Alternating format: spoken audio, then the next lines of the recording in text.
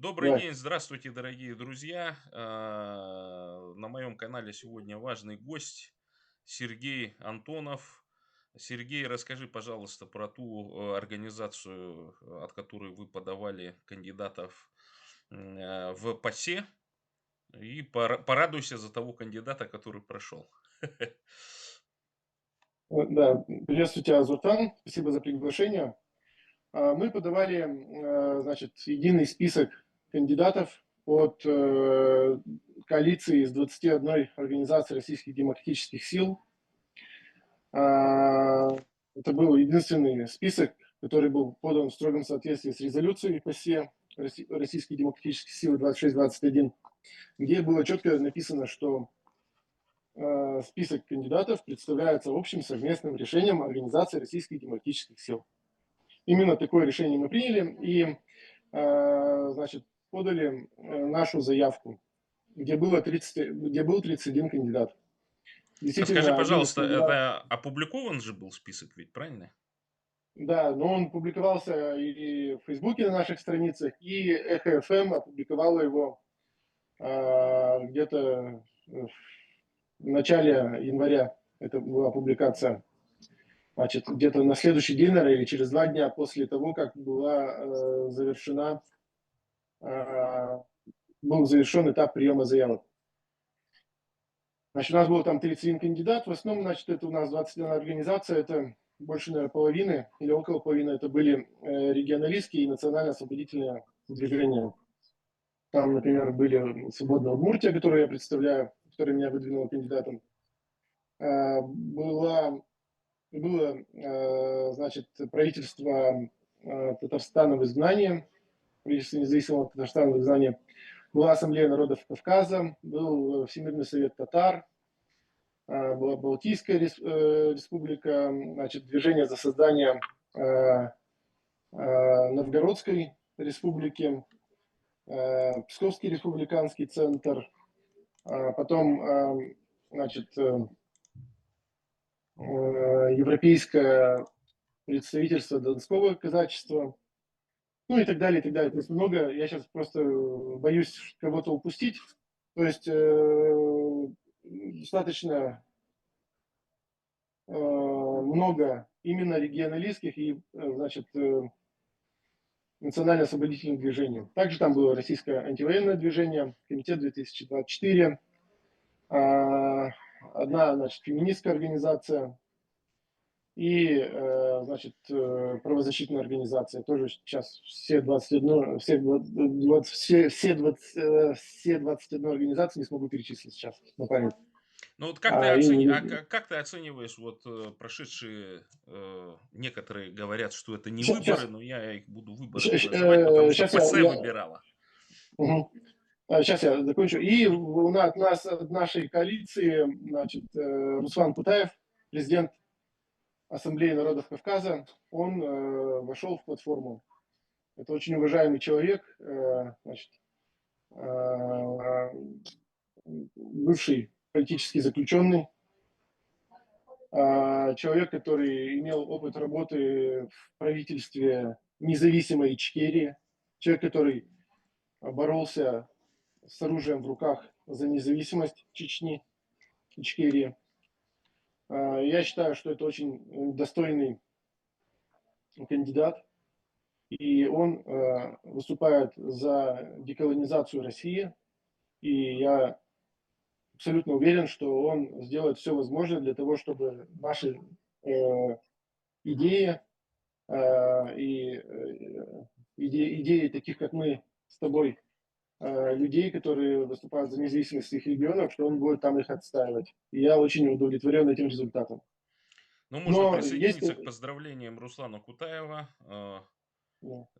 с данным избранием. Но вот, кстати, на канале iNews вышло, значит, заявление правительства Ичкерии, значит, Ахмеда Закаева. Там они говорят о том, что, ну, в общем, Ичкерия независимое государство, и, собственно говоря, Кутаев не представляет вот независимую Ичкерию, а представляет только свою организацию. Да, но там было немножко по-другому. Не то, что он не представляет независимую Ичкерию, он не представляет правительство, значит, Мгм. независимой Ичкерии.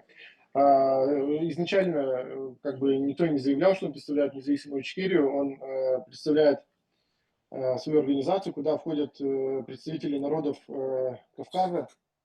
Это последовательно и заслуживающая уважения позиция правительства независимой Ичкерии в изгнании, потому что они изначально заявили, что они не будут участвовать в этой платформе, что Ичкерия не имеет отношения никакого к России, и они просто подтвердили эту позицию.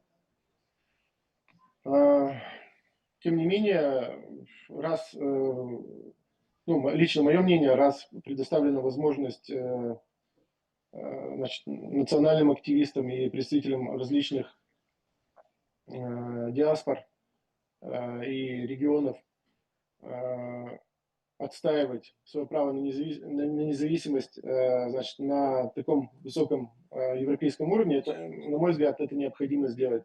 И, допустим, наше движение «Свободная Удмуртия», оно исходит из того, что сегодня Удмуртия – это часть России. И это факт. И наша независимость, она сегодня зависит в том числе от всех тех людей, кто в каждом регионе добивается независимости своих регионов. И мы по отдельности никто не сможем стать. Ни Бурятия, ни Якутия, ни Удмуртия, ни Татарстан, ни Башкортостан, ни Ичкерия. Мы не можем стать по отдельности независимыми. Мы только должны действовать вместе, и мы должны э, Федерация независимых планет. Так можно мы сказать. должны наши нарративы, наши идеи уже сейчас отстаивать и пропагандировать. И мы не должны закрываться и вариться в собственном соку, потому что это самое худшее, что мы можем сегодня сделать. Поэтому у правительства независимой Ичкерии и вообще как бы у Чечни, у них свой путь, у них своя тяжелейшая история, э, огромные жертвы Чеченская республика, чеченский народ значит, понес, и их позиция в любом случае заслуживает уважения.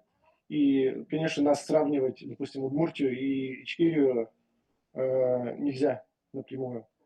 Но, тем не менее, наше движение «Свободная Удмуртия» решило, что мы будем участвовать, и мы считаем, что это на сегодняшний день для нас единственный правильный путь. По поводу, Скажи, пожалуйста, вот да, по тем кандидатам, которые прошли, есть разные полярные мнения насчет тех кандидатов, например, вот представителей национально-освободительных движений. Вот непонятно, деколонизатор Батлай Матюне, в миру известный как Василий Матенов, он сам подавался или же его какая-то организация продвигала, вот непонятно, потому что, ну, я, насколько слышал, Арно, она ведь не от Бурятии, она как российский оппозиционер прошла, то есть она в списке да. находится именно российских оппозиционеров. Некоторые ее ассоциируют с бурятским происхождением, но, как установили наши, значит, летописцы, условно говоря, бурятского в ней очень мало. Мгм. Поэтому она, в общем-то, представляет русскую позицию. Некоторые называют ее чуть ли не главой хор.ру. Я думал, это и есть такой сайт, а это на самом деле хорошие русские сокращения. Вот как ты считаешь, как сработаются они после вот того ужина в Париже? Арно, Карамурза, или они специально такое некоторое шоу устроили, значит, в парижской забегаловке для того, чтобы привлечь к данным выборам в ПАСЕ внимание СМИ. Как ты считаешь, это была пиар-акция? Ну, я не хотел бы обсуждать вот эту ресторанную демократию, потому что как бы, интриги, скандалы, расследования меня вот такого плана они не особо интересуют. Я просто хочу сказать, что возникновение вот этого скандала, оно стало просто следствием того, что ПАСЕ пошла по ну не к ПАСЕ даже, а некоторые чиновники пошли по пути не демократической процедуры, не открытой и не гласной, а по пути вот этих кулуарных договоренностей и неправовых решений. Резолюция четко сформулировала процедуру, то есть основы процедуры, реперные точки, по которым надо было идти при формировании этой платформы. Бывший президент России Русополос пошел по пути вот этих вот, значит, ресторанных встреч, частных разговоров, и все это вылилось абсолютно закономерно вот в такие вот скандалы, которые мне даже неинтересно и противно обсуждать.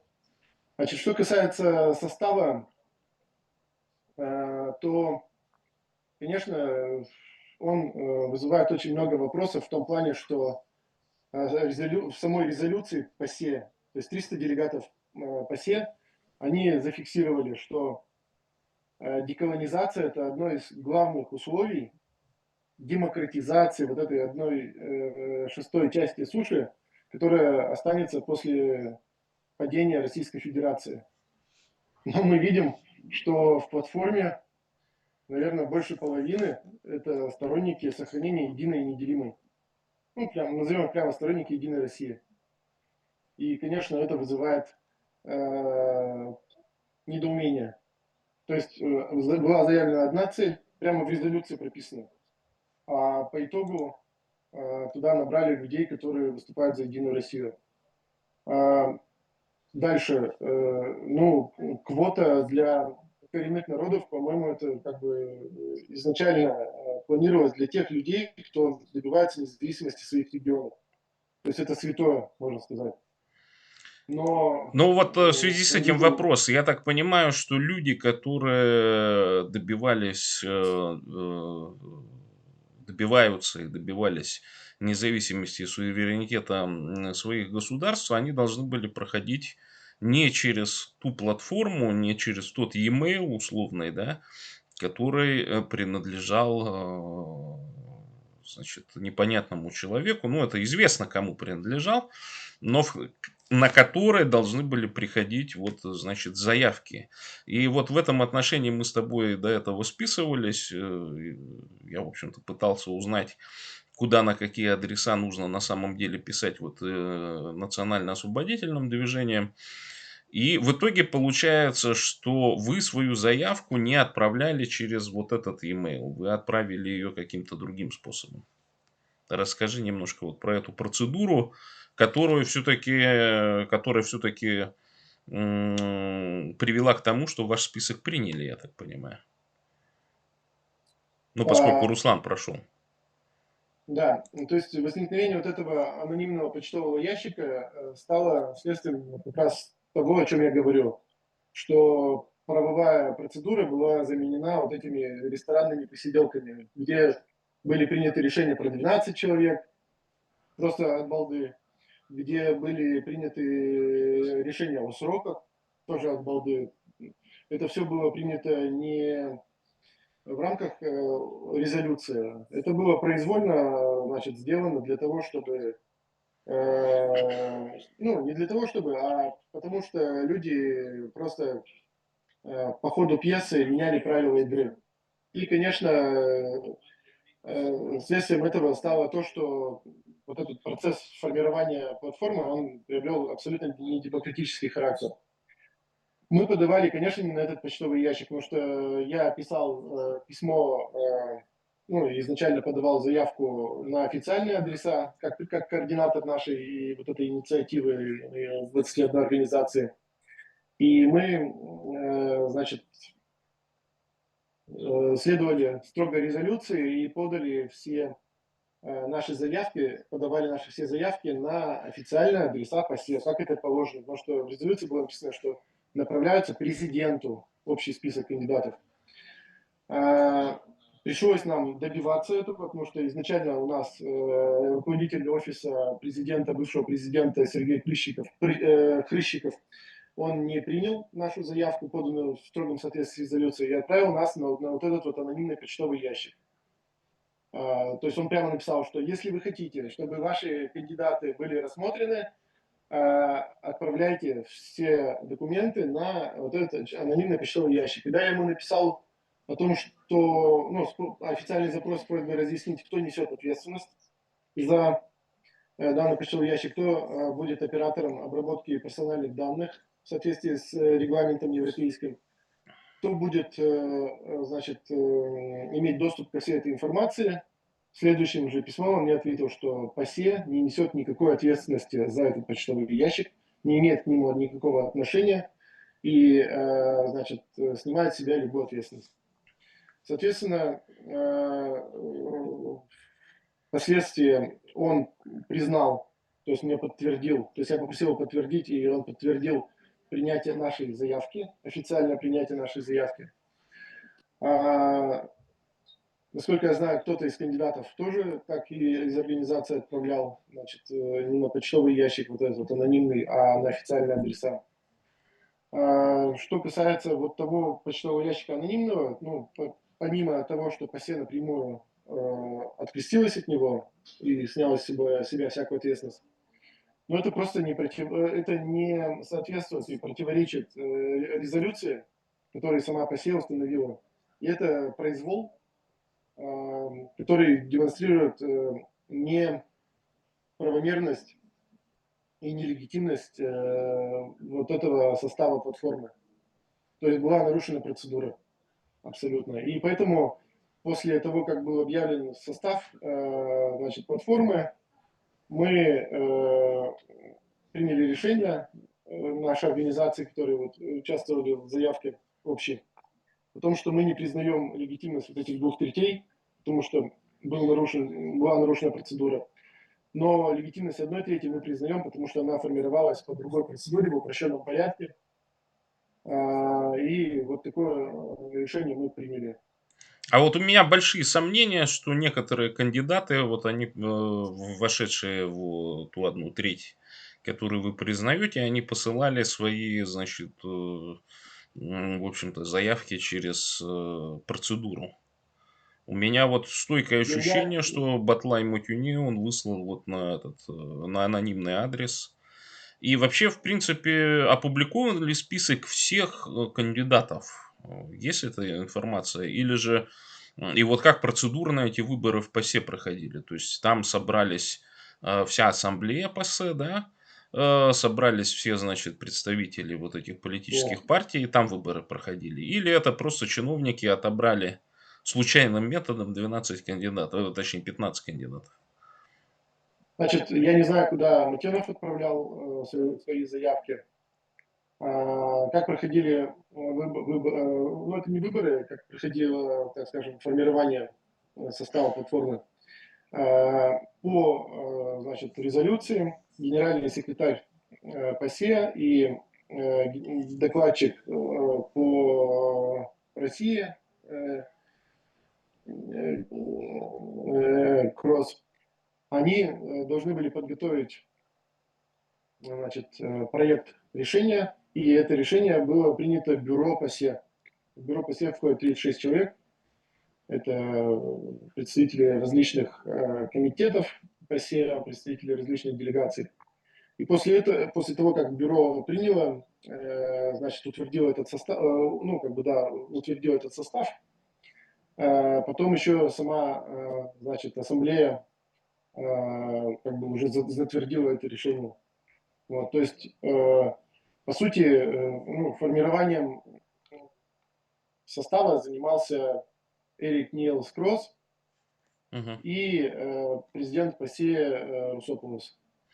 А бюро, я так понял, просто, скажем так, ну, ну, у них, я так понимаю, просто на заседании им принесли готовые проекты, у них был выбор только принять, не принять, они приняли. Мы членов бюро, значит, информировали о том, что какие были приняты нарушения. Я это сделал, мы это делали раньше еще, то есть на этапе подачи заявок, я это, значит, сделал за несколько дней до принятия решения о формировании состава. Я направил всем членам бюро заявление о том, что я снимаю свою кандидатуру, в связи с вот этими грубейшими нарушениями и перечислил все нарушения. То есть сказать, что члены бюро не в курсе вот этих всех нарушений нельзя, то есть они легитимизировали весь этот процесс, и таким образом все нарушения, они теперь как бы ну, сведены на нет юридически. Но тем не менее есть четкое понимание того, что платформа нелегитимна в той части, в которой она была сформирована, вот эти 2/3 в нарушении процедуры. Вот в связи с этим возникает следующий вопрос. Ну, много членов, значит, там, ассоциированных, я не знаю, как правильно называется, но в том числе Джамбулат Сулейманов и украинская делегация, да, они, Джамбулат Сулейманов и Единая сила движения, вот они Мгм. долгое время участвовали и о том, чтобы сформировать, собственно, свою собственную платформу там. Не об этой платформе речь идет. Но я из Да. интервью, которое давал Джамбулат Сулейманов, понял, что это был своего рода компромисс такой, о том, что на ПАСЕ создаются, значит, платформа, состоящая 2/3 из, так скажем, хороших русских, условно говоря, подписавших или не подписавших Берлинскую декларацию. И 1/3 состоит из представителей, значит, национальностей, колонизированных и угнетенных.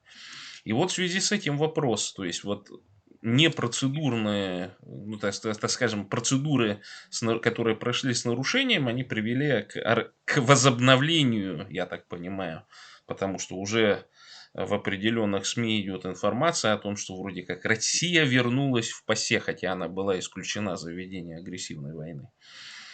И в связи с этим вопрос, то есть получается, что российская вот эта вот 15 человек делегация, она вместо той российской делегации, так? А платформа, которая должна была состояться, она не организована фактически. Так получается? Ну, я не знаю, как тебе это видится, вот. Но нельзя согласиться с тем, что Россия вернулась в ПАСЕ, потому Мгм. что у платформы, у членов платформы нет права голосовать, они не могут, значит, полноценно представлять свою позицию, ну или как бы влиять на какие-то решения в парламентской ассамблее. По поводу создания отдельной платформы, это, ну, на мой взгляд, странное решение, потому что на сегодняшний день, еще раз говорю, нам надо добиться независимости, и платформа, на мой взгляд, должна стать, ну, то есть платформа представителей, значит, и в том числе деколонизационных движений, она должна стать именно тем местом, где мы сейчас все, значит, определим будущее вот этой вот 1/6 части суши, которую сегодня занимает Российская Федерация. Сделать это автономно друг от друга или делать вид, что что там кто-то из нас существует в вакууме, не получится. Например, Удмуртия, она граничит с одной стороны это Кировская область, с другой стороны Пермский край, с одной стороны, с другой стороны Татарстан, и с другой стороны Башкортостан. И стать независимой Удмуртия в вакууме не может. Там нужно будет договориться со всеми. И именно сейчас надо учиться договариваться, учиться выстраивать отношения, значит, доносить и показывать это европейцам, что это не страшно, деколонизация, потому что их же сейчас пугают, и в том числе некоторые члены платформы, я так понимаю, будут этим заниматься, что говорит, что сейчас, если удмурты, татары и башкиры получат И независимость, то они бурятой. поубивают друг друга, и буряты, да, то мы все друг друга поубиваем, потому что, ну, дети малые, что ж, без Москвы-то что мы можем, так ведь? Вот. И как раз платформа, она должна показать, что буряты, удмурты, татары, башкорты, что и представители этих народов, я под народом имею в виду всех тех, кто проживает в этих регионах, что мы способны самостоятельно решить судьбу своих республик или своих регионов, если речь идет, допустим, о Ростовской области, например, либо о Псковской области. И нам не нужны какие-то судьи и учителя из Москвы, да, которые нам будут говорить, что там правильно, что неправильно, как нам нужно поступать, как нам нужно жить и так далее. И на этой платформе мы могли бы показать, значит, европейцам, что мы готовы к независимости, мы готовы к самостоятельности, что мы знаем, что делать, что мы между собой дружим, а не воюем и что-то делим. Э, И я Да, а вот в считаю, связи с что этим нужна вопрос, все-таки... а не превратится ли тогда Зурдан, платформа? Зурдан, я считаю, Ага. все-таки нужна общая платформа, но вот это мое личное мнение. Хотя я не отвергаю, что у представителей каких-то других, значит, республик, движений может быть другое мнение. И на самом деле наше движение, оно готово участвовать в любой платформе, где мы сможем что-то сделать для обретения независимости нашей республики. Ну, у нас есть уже такая платформа, это форум свободных народов Пост России, который, Мы к участвуем. сожалению, вот сейчас немножко в таком состоянии, что раньше каждые 3 месяца, ну, буквально каждый квартал проводилось различного рода мероприятия, но сейчас какая-то пауза. Я не знаю, в Ну нет, связи ли со почему? смертью Януша Бугайского она произошла, или просто вот политическая обстановка изменилась в преддверии, так скажем, Ага. организации ПАСЕ. Но не получится ли вот такая ситуация, что, видишь, непропорционально мало относительно вот этих 2/3, да, людей, которых избрали? То есть не окажется ли такая ситуация, что их голос будет, может быть, громким по каким-то вещам, но в целом вот это вот превалирование этой массы, да, тех, которые, так скажем, 2/3, что на 1/3 больше, чем 1/3, правильно? Приведет к Мгм. тому, что вот все их попытки, значит, говорить открыто, говорить о насущных проблемах колонизируемых и угнетаемых народов, да, они приведут к тому, что просто вот потеряются эти голоса, их принудит, значит, к какому-то определенному компромиссу. И уже учитывая то, что вот, например, от бурят прошел человек, ну, я, конечно, это высокая, так скажем, должность, я его поздравляю, безусловно. То есть в целом для бурят это достижение, но учитывая то, что он опубликовал, что он будет заниматься профеминизмом, значит, среди коренных народов, ну, мне кажется, это очень так, мягко говоря, звучит странно, когда огромное количество насущных проблем существует, например, геноцид некоторых Мгм. народов через мобилизацию. То есть острых вопросов, я вот обсуждения, вот я понимаю, что там Руслан Кутаев, безусловно, он будет ставить эти острые вопросы, ну а все остальные, я вот сомневаюсь, что, например, женщины будут с той же активностью, так скажем, вот представители Коми и ВОТь будут также отстаивать в большом количестве, потому что, ну, извините, последствия колонизации и русификации, они могут вот как раз и здесь выскочить, в этих моментах. Ну смотри, во-первых, я насчет женщин с тобой не согласен. Я верю в этих женщин, тем более, Ты что профеминист. э, что Да, я шучу. представитель свободной Ингрии, я думаю, что она не будет молчать, и я думаю, что ее движение поможет ей, значит, сделать так, чтобы ее голос был услышан. Мы будем тоже, вся наша коалиция будет всеми силами помогать Руслану Кутаеву. Вот. То, что ты говоришь, это абсолютно справедливо. Это неправильно, то, что всего 1/3 была отведена, значит, коренным народам.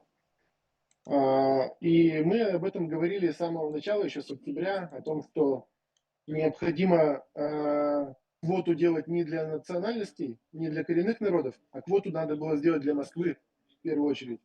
И мы предлагали такую квоту 10%, чтобы москвичей То есть люди, которые с московской регистрацией уехали, значит, из России в 22 году, чтобы их было не больше И с 10%. московским То есть, образованием.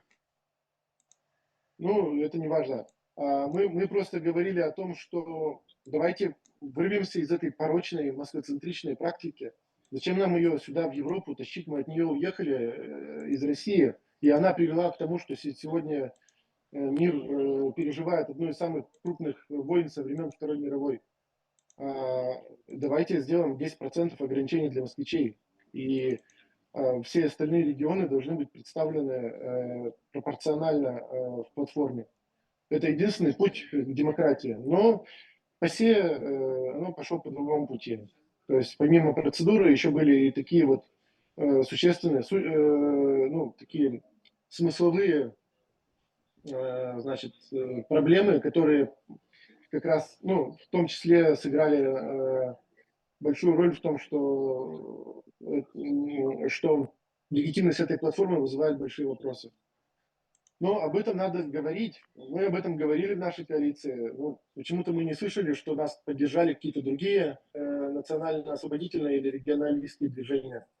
Ну, может быть, Хотелось бы потому нам что, вот в этом например, плане, представители Лиги свободных наций, я знаю, что они приняли решение не подаваться на эту платформу. да, может быть, потому что некоторые люди прям себя просто исключили из этого процесса.